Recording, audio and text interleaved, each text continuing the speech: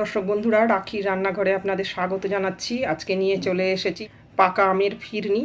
তো দেখুন কি কি উপকরণ লাগছে। প্রথমেই 1 কাপ দুধ নিয়ে নিয়েছি, প্রয়োজন হলে আর একটু নেব। একটা গোটা পাকা আম ছোট ছোট করে কেটে নিয়েছি। বড় চামচে 2 চামচ আমি চালের গুঁড়ো নিয়েছি, গোবিন্দভোগ চালের গুঁড়ো। পরিমাণ মতন চিনি নিয়েছি, আম মিষ্টি হয় সেই বুঝে চিনিটা লাগবে। আর কিছু আমন্ড নিয়েছি। আমটাকে আমি মিক্সিতে ব্লেন্ড করে নেব। টুকরোগুলো মিক্সিতে ব্লেন্ড করে নিলাম। এবারে এটা একটা পাত্রে ঢেলে নেব। তাতে 1/2 লিটার মতো দুধ আমি গরম করে নেব। দুধে কয়েকটা এলাচ দানা ছড়িয়ে দেব।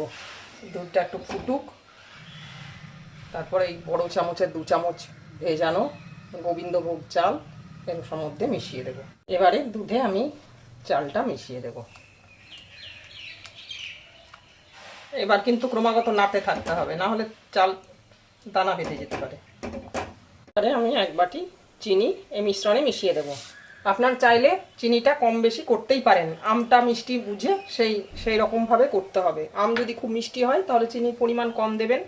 একটু ঘন করা অবধি নাড়িয়ে যাব যতক্ষণ না মিশ্রণটা ঘন হয়ে যাচ্ছে।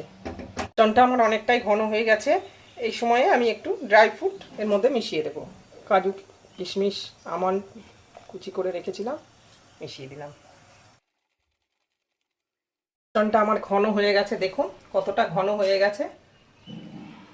এবারে আমি আঁচটা, গ্যাসের ফ্লেমটা কমিয়ে দেব। একদম লো ফ্লেমে রেখে পাকা আমের পাল্পটা আস্তে আস্তে আস্তে আস্তে মেশাবো। এই যে পাকা আমের পাল্পটা আমি মিক্সিতে বের করে নিয়েছি, এটা আমি মিশিয়ে দেব। গ্যাসের ফ্লেমটা একবারে লো করে দিয়ে আস্তে আস্তে আস্তে আস্তে এটা মেশাতে হবে, আর এটা নাড়াচাড়া করতে হবে। দেখুন কত সুন্দর কালারটা এসে গেছে। আমার এই রেসিপিটি যদি আপনাদের ভালো লেগে থাকে, চ্যানেলটিকে সাবস্ক্রাইব করার অনুরোধ রইল। বেল আইকনটি টিপে দেবেন যাতে করে আমি নতুন রান্নার কোনো ভিডিও দিলে নোটিফিকেশান সবার আগে আপনার কাছেই পৌঁছে যায়। লাইক, শেয়ার, কমেন্ট করবেন বন্ধুরা। ভিডিওটি দেখার জন্য ধন্যবাদ। ফিরে আসবো অন্য কোনো দিন অন্য কোনো রেসিপি নিয়ে। গরম গরম ফিরনি আমি পরিবেশন করছি। দেখুন কতটা সুন্দর ঘন হয়ে এসছে। উপর থেকে একটু ড্রাই ফ্রুট ছড়িয়ে দেবো।